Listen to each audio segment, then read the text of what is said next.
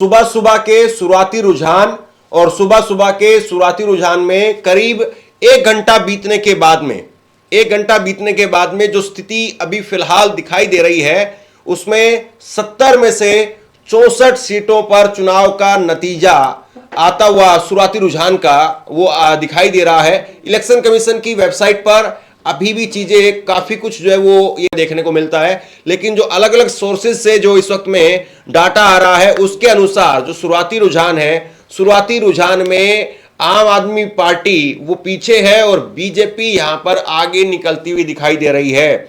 26 सीटों पर 64 में से 26 सीटों पर आम आदमी पार्टी इस वक्त में आगे है, बीजेपी 37 सीटों पर इस वक्त में आगे है। कांग्रेस पार्टी 1 सीट पर आगे चल रही है। कांग्रेस के अध्यक्ष देवेंद्र यादव बादली की सीट से वो इस वक्त में आगे चल रहे हैं, देवेंद्र यादव। और क्या वाकई अब जो शुरुआती रुझान है वही शुरुआती रुझान बने रहेंगे, बरकरार रहेंगे, और ये शुरुआती रुझान क्या वाकई जो है वो बीजेपी के लिए जिस तरीके से अच्छे दिखाई दे रहे हैं, तो क्या बीजेपी के अच्छे दिन भी आ रहे हैं? 27 साल से बीजेपी यहां पर पीछे है, एक वनवास झेल रही है, तो क्या इस बार उसका सूखा खत्म होने वाला है? करीब करीब 10 सीटों का यहां पर अंतर है। अभी शुरुआती रुझान में करीब करीब 10 सीटों का अंतर है, और ये 10 सीटों का जो अंतर अभी फिलहाल दिखाई दे रहा है, ये 10 सीटों का अंतर क्या वाकई बहुत बड़ा अंतर एक तरीके से हम कहें कि और बढ़ता हुआ चला जाएगा आगे, या फिर ये शुरुआती रुझान अभी जो है वो बदलेंगे, और शुरुआती रुझान जैसे ही बदलेंगे तो चीजें फिर से बदलती हुई यहां पर दिखाई देंगी? ये बड़ा सवाल है। बड़े चेहरों की अगर मैं बात करूं तो बड़े चेहरों में कुछ उलटफेर होता हुआ दिखाई दे रहा है। बीजेपी के रमेश बिधूड़ी कालकाजी सीट से वो इस वक्त में आगे चलते हुए दिखाई दे रहे हैं। सीलमपुर सीट से आम आदमी पार्टी वो आगे चल रही है। यहां पर मुस्तफाबाद की सीट पर भी आम आदमी पार्टी आगे चल रही है, लेकिन वहीं पर करावल नगर की अगर आप बात करें तो कपिल मिश्रा वो अपनी सीट पर आगे है। कपिल मिश्रा सोमनाथ भारती मालवीय नगर की सीट पर वो पीछे चल रहे हैं, और उनकी सीट पर सतीश उपाध्याय बीजेपी के पूर्व अध्यक्ष वो आगे चल रहे हैं। और इसके साथ में आप बात करें तो रिठाला से बीजेपी के कुलवंत राणा वो आगे चल रहे हैं। शालीमार बाग की सीट पर भी बीजेपी इस वक्त में आगे चल रही है। रुझानों में बीजेपी की सरकार यहां पर बनती हुई नजर आ रही है। दिल्ली के जो शुरुआती सुबह सुबह के रुझान है उसमें बीजेपी की सरकार बनती हुई नजर आ रही है, लेकिन क्या बीजेपी वाकई सरकार बना पाने में कामयाब होगी, या ये शुरुआती जो रुझान है वो एक बार फिर से पलटेंगे? केजरीवाल, आतिशी और मनीष सिसोदिया जो तीनों बड़े फैक्टर आप कह सकते हैं, तीनों बड़े चेहरे वो इस वक्त में जो है वो पीछे चलते हुए जो है वो दिखाई दे रहे हैं। और ये आम आदमी पार्टी के लिए एक तरीके से बड़ा शॉकिंग रहेगा कि तीनों बड़े चेहरे वो आम आदमी पार्टी के इस वक्त में अगर पीछे हैं, तो क्या ये माना जाए कि एक बीजेपी की जो रणनीति है कि बड़े चेहरों को उन्हीं की सीट पर फंसा दो, क्या उसमें वो कामयाब हुए हैं? इमरान हुसैन बल्ली मारान से आम आदमी पार्टी के वो आगे चल रहे हैं, कैलाश गहलोत बिजवासन से वो आगे चल रहे हैं, मटिया महल सीट से आम आदमी पार्टी के मोहम्मद इकबाल वो आगे चल रहे हैं। तो ये शुरुआती रुझान मुंडका से गजेंद्र बीजेपी के आगे चल रहे हैं, और अभी शुरुआत सुबह का 9 बजे का वक्त है, 1 घंटे की जो है वो काउंटिंग हो चुकी है, और मुझे लगता है कि गजेंद्र दराल वो अपनी सीट यहां पर जीत पाने में कामयाब रहेंगे, क्योंकि उनका अगर मैं बात करूं गजेंद्र की, तो गजेंद्र ने पहले अभी जब 2022 का निगम पार्षद का चुनाव हुआ तो उसमें बीजेपी से चुनाव की टिकट मांग रहे थे, बीजेपी ने उनको टिकट नहीं दिया, निर्दलीय चुनाव में उतरे और 2200 के करीब वोट से जो है वो चुनाव जीत करके आने में, या उससे भी ज्यादा बड़े अंतर से चुनाव जीत करके आने में वो कामयाब हुए निर्दलीय के तौर पर, जिसमें आम आदमी पार्टी ने अपनी जो है एक तरीके से कहें कि बहुमत हासिल किया था निगम पार्षद के चुनाव में। फिर वहां से फिर वो दोबारा बीजेपी में शामिल हुए, और बीजेपी ने अब जो है उनको टिकट दिया है। और ये मुंडका का जो क्षेत्र है प्रवेश वर्मा का गृह क्षेत्र एक तरीके से आप कहिए, साहिब सिंह वर्मा कभी इस सीट से लड़ते रहे। तो ऐसे में बड़ा सवाल अब ये है कि क्या वाकई चाहे शहरी वोटर हो, चाहे गांव का वोटर हो, गांव देहात का वोटर हो, चाहे पूर्वांचल का वोटर हो, और चाहे गरीब झुग्गी झोपड़ी का वोटर हो, क्या वो मन बना करके इस बार बीजेपी की तरफ चला गया, इसलिए ये नतीजे दिखाई दे रहे हैं, या फिर अभी भी कोई बड़ा उलटफेर यहां पर दिखेगा?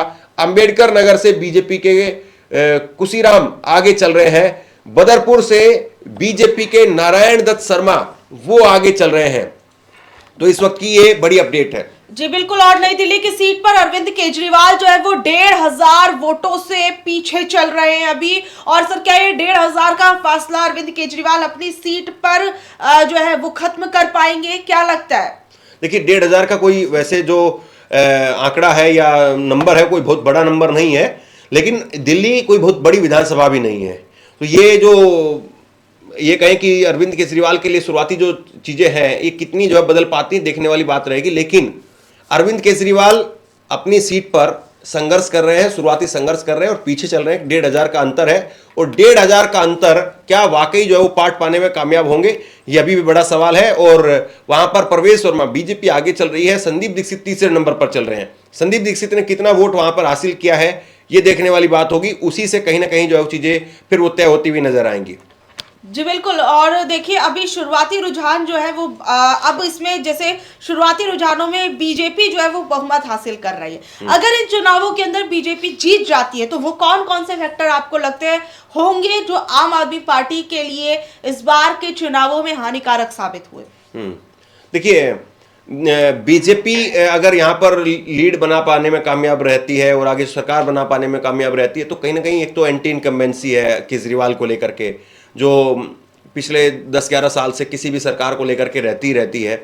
और एंटी इनकम्बेंसी के साथ साथ दूसरा ये है कि विपक्ष जो है वो आम आदमी पार्टी का वो बहुत स्ट्रॉन्ग था इस वक्त, यानी बीजेपी वो पूरे सबाब में थी। और कहीं ना कहीं जैसे महाराष्ट्र के चुनाव के नतीजे आए, हरियाणा के चुनाव के नतीजे आए, तो जो 2024 के लोकसभा चुनाव में विपक्ष ने एक मोरल विक्ट्री हासिल की थी, उस मोरल विक्ट्री को कहीं ना कहीं लूज कर दिया। और बीजेपी महाराष्ट्र और हरियाणा के चुनाव के नतीजों के बाद में उत्साहित थी, और उसी उत्साह में मुझे लगता है कि उसके वर्कर ने भी जमीन पर डट करके काम किया है। अब चीजें किस तरफ से कैसे बढ़ पाती है आगे वो देखने वाली बात रहेगी। लेकिन एंटी इनकम्बेंसी, शराब घोटाला, शीश महल, ये कुछ ऐसे मुद्दे हैं जिससे अरविंद केजरीवाल को यहां पर नुकसान होता हुआ साफ तौर पर दिखाई दे रहा है। जी। और अब इस वक्त अगर मैं सीटों की बात कहूं तो सीटों के अंदर देखिए, रोहिणी से बीजेपी के विजेंद्र गुप्ता जो है वो लगातार आगे चल रहे हैं। जन्नतपुरी से बीजेपी के आशीष सूद जो है वो आगे चल रहे हैं। दिल्ली के अंदर अभी 70 सीटों के जो रुझान है वो पूरी तरीके से आने अभी बाकी हैं। तिलक नगर से आम आदमी पार्टी जो है वो आगे चल रही है, द्वारका से बीजेपी आगे चल रही है, मटियाला से आगे चल रही है आम आदमी पार्टी आगे चल रही है, नजफगढ़ से बीजेपी जो है वो आगे चल रही है, पालम से आम आदमी पार्टी आगे चल रही है, दिल्ली कैंट से बीजेपी आगे चल रही है, राजेंद्र नगर से आम आदमी पार्टी जो है वो अब आगे हो चुकी है। पहले बीजेपी जो है वो इस पर आगे चल रही थी, और अब दुर्गेश पाठक की सीट है ये। और दुर्गेश पाठक की सीट है, काफी मजबूत सीट उनकी मानी जा रही थी, लेकिन बीजेपी उस पर आगे चल रही थी अब तक। लेकिन अब फिर से बीजेपी को पछाड़ते हुए आम आदमी पार्टी जो है वो इस पर बढ़त बनाए हुए है। ग्रेटर कैलाश से आम आदमी पार्टी जो है वो इस पर आगे बढ़ी हुई है। और अभी जो है रुझानों के अंदर जो बीजेपी है लगभग आप मान के चल रही है 43 सीटों पर बीजेपी आगे चल रही है। किराड़ी से बीजेपी के बजरंग शुक्ला 162 वोटों से आगे चल रहे हैं, और गांधीनगर से बीजेपी आगे चल रही है, शाहदरा से बीजेपी आगे चल रही है, सीमापुरी जो कि एससी सीट है उस पर बीजेपी आगे चल रही है, और सिलमपुर से आम आदमी पार्टी, गोंडा से बीजेपी आगे चल रही है, और मुस्तफाबाद से आम आदमी पार्टी जो है वो आगे चल रही है, करावल नगर की सीट से बीजेपी आगे चल रही है, नरेला से आम आदमी पार्टी जो है वो आगे चल रही है। लेकिन अभी इस वक्त आम आदमी पार्टी के कई बड़े चेहरे जो है वो पीछे चल रहे हैं। नरेला में एक बड़ा इंटरेस्टिंग काम हुआ था। नरेला में मतलब ये आरोप लगाया, वहां के आम आदमी पार्टी के विधायक पहुंचे थे तुरंत की तुरंत, और उन्होंने कहा कि भाई ये बीजेपी जो है वो मुसलमानों को बसें करके, और करीब 20 बसें उन्होंने बताई, 20 बस लगा करके और उनको अजमेर शरीफ भेज रही है, ताकि आम आदमी पार्टी के वो जो वोटर हैं वो वोट ना डाल पाए, मुसलमान जो है तबका वो वोट ना डाल पाए। लेकिन उसके बावजूद यहाँ पर अगर आम आदमी पार्टी आगे चल रही है तो निश्चित तौर पर एक बड़ा उनके लिए यहाँ पर राहत की बात है। और 70 सीटों का इस वक्त में रुझान, शुरुआती 70 सीटों का रुझान इस वक्त में पूरी तरह से साफ दिखाई दे रहा है। 26 सीट पर आम आदमी पार्टी, 43 पर बीजेपी आगे, और 1 सीट पर कांग्रेस यहां पर आगे। तो कांग्रेस के आगे कम से कम शून्य नहीं लग रहा है, ये उनके लिए एक बड़ी बात है। लेकिन ये नंबर एक की बजाय अगर आम आदमी पार्टी ने थोड़ा पहले चुनाव में चीजें अपने हाथ में ली होती तो हो सकता कि ये 3-4 जो है वो सीटें या 5-7 सीटें जो है वो हो सकती थी। लेकिन फिलहाल ये 1 रहेगा, 2 रहेगा, या फिर से जो है वो उलटफेर होकर के आखिरी में, क्योंकि देवेंद्र यादव इस वक्त में आगे चल रहे हैं, लेकिन देवेंद्र यादव की सीट पर भी इतनी आसान चीजें तो नहीं है कि देवेंद्र यादव, वहां पर अजयेश यादव है जो कि आम आदमी पार्टी के मौजूदा विधायक हैं, वो भी कहीं ना कहीं यादव कम्युनिटी के वोट काटेंगे। और उसके बाद में दीपक चौधरी को बीजेपी ने टिकट दिया है, दीपक चौधरी भी अच्छा खासा वोट वहां पर ले रहे हैं, इसमें कोई दो राय नहीं है। तो ये अभी भी देखने वाली बात रहेगी कि आप बीजेपी वहां पर वाकई कामयाब रहती है और कोई बड़ा उलटफेर वहां पर होता है। फिलहाल के लिए यहाँ पर कांग्रेस के लिए कम से कम एक अच्छी स्थिति तो ये है कि उनका अध्यक्ष वो हार की तरफ नहीं है, वो अभी आगे चल रहे हैं, बढ़त दिखाई दे रही है। नरेला में शरद चौहान वो आगे है, तो ये अपने आप में बीजेपी के लिए एक बड़ा झटका है, क्योंकि गांव देहात की सीट पर बीजेपी माहौल बना रही थी कि जाटों का वोट जो है वो आपको नहीं मिलेगा। नरेला की सीट पर, वैसे नरेला जो है वो सुरक्षित सीट है, एससी की सीट है, लेकिन जाट वोट वहां पर काफी बड़ी संख्या में है, और जाट वोट है, दलित है वहां पर, और उसके साथ साथ आप करें कि झुग्गी झोपड़ी का वोट है। तो वो सब कुछ ऐसा लग रहा है कि आम आदमी पार्टी की तरफ गया है, या उतनी बड़ी संख्या में बीजेपी की तरफ नहीं गया कि कोई बड़ा नुकसान वहां पर हो पाता। तो ये चीजें फिलहाल के लिए यहां पर दिखाई दे रही हैं। और कपिल मिश्रा ने 3100 वोटों की बढ़त यहां पर बना ली है। कपिल मिश्रा ने चांदनी चौक की सीट से, सरप्राइजिंग, चांदनी चौक की सीट से सतीश जैन जो है वो आगे चल रहे हैं। चांदनी चौक की सीट पर मतलब अभी तक जो है वो ये माना जा रहा था कि आम आदमी पार्टी वहां पर जीत हासिल कर लेगी, लेकिन चांदनी चौक की सीट पर भी एक बड़ा उलटफेर यहां पर होता हुआ दिखाई दे रहा है। और सबसे बड़ी बात अब ये है कि क्या इस लीड को आम आदमी पार्टी तोड़ पाती है, या फिर बीजेपी इस लीड को यहां पर बरकरार रखेगी। और कहीं ना कहीं जो मुद्दे बार बार अरविंद केजरीवाल पर चिपकाने की कोशिश की, बाबरपुर की सीट से करीब 200 वोटों से ही आगे बचे हैं गोपाल राय। बड़ा इंटरेस्टिंग है, ये बहुत बड़ा इंटरेस्टिंग है। और निश्चित तौर पर ये आम आदमी पार्टी जो है वो अगर बड़े चेहरों को भी लूज कर जाती तो फिर बड़ा मुश्किल हो जाएगा। जी बिल्कुल, क्योंकि अभी भी कई बड़े चेहरे जो है वो आम आदमी पार्टी के पीछे चल रहे हैं। और मैं आपको बता दूं कि दिल्ली के मोती नगर से बीजेपी के हरीश खुराना अभी भी आगे चल रहे हैं। चांदनी चौक से बीजेपी के सतीश जैन जो है वो आगे चल रहे हैं। बल्ली महाराज से एक इसमें बात यह है कि जो शुरुआती बिल्कुल हम लोग देख रहे हैं बिल्कुल बारीकी से, 8 बजे से 8:30 बजे से जो ट्रेंड था वही तकरीबन धीरे धीरे सेट होता हुआ दिखाई दे रहा है। उसमें कोई बड़ा उलटफेर जो है वो अभी फिलहाल नहीं दिखाई दे रहा। जी बिल्कुल, ये बात बिल्कुल आपने सही कही कि अभी कोई बहुत बड़ा ऐसा लगे कि कुछ चेंज हो रहा है, बहुत ज्यादा फ्लक्चुएशन इसमें रिजल्ट्स में देखने को मिल रहा है, तो ऐसा नजर नहीं आ रहा है। और चांदनी चौक से बीजेपी के जो सतीश जैन है वो आगे चल रहे हैं। पड़पड़गंज की सीट जो है उस पर अवध ओझा जो है वो पीछे चल रहे हैं, बीजेपी इस पर आगे चल रही है। तो पड़पड़गंज से क्या अवध ओझा जो है वो हार जाएंगे, या क्योंकि पहले से ही माना जा रहा था पड़पड़गंज की सीट पर कहीं ना कहीं अवध ओझा का चुनाव जो है वो फंस सकता है, और ऐसा ही नजर भी आ रहा है। क्या लग रहा है आपको? तो राजा जी जो है वो यहाँ पे फंस गए। मतलब सोचिए जरा, अवध ओझा के बारे में सोचिए, वो एक वक्त में अमेठी लड़ना चाहते थे कांग्रेस के, फिर एक वक्त में जो है वो प्रयागराज पे बीजेपी की चुनाव पर लड़ना चाहते, टिकट पर लड़ना चाहते थे। फिर कहा कि मुझे तो बीएसपी ने दिया था, लेकिन बीएसपी की सीट पर मैं लड़ना नहीं चाह रहा था क्योंकि बीएसपी की जीतने के चांस नहीं थे। तो कहीं ना कहीं ये भी देखना होगा कि आइडियोलॉजी जो है वो आज भी इंपॉर्टेंस रखती है। और अगर आप की आइडियोलॉजी ये है कि आप कहीं पर भी चले जाएंगे, कहीं पर भी नहीं जाएंगे, तो फिर वो भी वोटर के माइंड में है कि भाई ये आदमी जो है वो सही नहीं है। तो शायद अवध ओझा को इस बात का भी एक नुकसान हुआ है। बड़ा चेहरा है, बड़ा नाम है, बोलने में बड़ा शानदार तरीके से अपने तर्क जो है वो रखते हैं, बातों को घुमाने में बड़े माहिर हैं, लेकिन शायद वो जो फैक्टर है कि भाई मैं कहीं पर भी किसी के साथ में भी जाने के लिए तैयार हूं, कोई भी ऑफर करेगा वहां चला जाऊंगा मैं, तो वो चीजें यहाँ पर अवध ओझा के लिए ऐसा लग रहा है कि नुकसानदेह यहाँ पर साबित हुई है। अवध ओझा हो सकता है कि अपनी राजनीतिक पारी का जो पहला चुनाव उन्होंने लड़ा जी, तो हालांकि कभी पहले निर्दलीय के तौर पे लड़े हो तो अलग बात है, लेकिन पहला चुनाव मुझे लगता है कि उनका है, और उस पहले चुनाव में वो यहाँ पर पीछे साफ तौर पर दिखाई दे रहे हैं, और एक बड़ा उलटफेर जरूर है। इस वक्त देखिए आम आदमी पार्टी के लिए एक राहत भरी खबर जो है वो हो सकती है। 3 बड़ी सीटें जिस पर अभी सबकी निगाहें टिकी हुई थी। नई दिल्ली की सीट से अरविंद केजरीवाल जो है वो अभी भी पीछे चल रहे हैं, कालका जी की सीट से आतिशी पीछे चल रही है, लेकिन जंगपुरा की सीट पर मनीष सिसोदिया जो है वो बढ़त बना रहे हैं और अब मनीष सिसोदिया जो है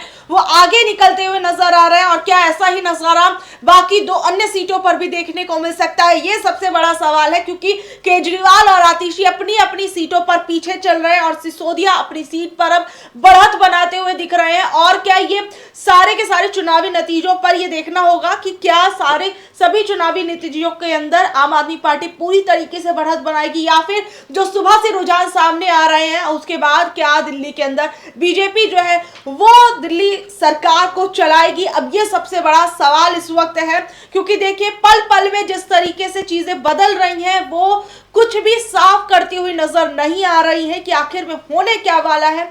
और इस बीच में मैं आपको कुछ सीटों पर फिर से बता दूं कि सत्येंद्र जैन जो है शकूर बस्ती से पीछे हो गए हैं, जो कि शुरुआती रुझानों के अंदर आगे चल रहे थे वो पीछे हो गए। सोमनाथ भारती जो है आम आदमी पार्टी के मालवीय नगर से वो पीछे हो चुके हैं। तरविंदर सिंह मारवाहा जंगपुरा से आम आदमी पार्टी के वो बीजेपी से आगे चल रहे हैं। इस वक्त विजेंद्र गुप्ता रोहिणी से आगे चल रहे हैं। और साथ ही में मैं आपको बता दूं कि अलका लांबा वो कालका जी की सीट से पीछे चल रहे हैं। जंगपुरा से जो है मनीष सिसोदिया आगे चल रहे हैं, महरौली से आम आदमी पार्टी आगे, छतरपुर से बीजेपी आगे, देवली एससी की सीट से आम आदमी पार्टी आगे है, ओखला से अमानतुल्ला पीछे चल रहे हैं, मनीष चौधरी जो है वो आगे चल रहे हैं और अरविंद केजरीवाल अभी भी अपनी सीट पर पीछे नजर आ रहे हैं। मुस्लिम बहुल सीटों पर ओखला में बीजेपी जो है वो आगे चल रही है, मुस्लिम बहुल सीट है ओखला की, लेकिन इस पर बीजेपी आगे चल रही है और इस पर बीजेपी के मनीष चौधरी जो है वो इस वक्त आगे चल रहे हैं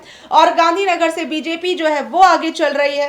अब फरहाद सूरी जंगपुरा की सीट से पीछे चल रहे हैं, जिस पर मनीष सिसोदिया जो है वो आगे चल रहे हैं।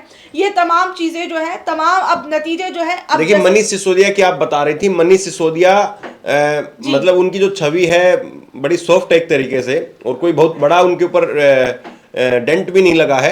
शराब घोटाले का जो मामला है वो जरूर उनके ऊपर चिपकाया गया, शराब घोटाले का जो आरोप है वो जरूर उनके ऊपर लगा, लेकिन वैसे अगर देखें तो मनीष सिसोदिया की जो छवि है वो एक तरीके से आप कहिए कि सॉफ्ट छवि है।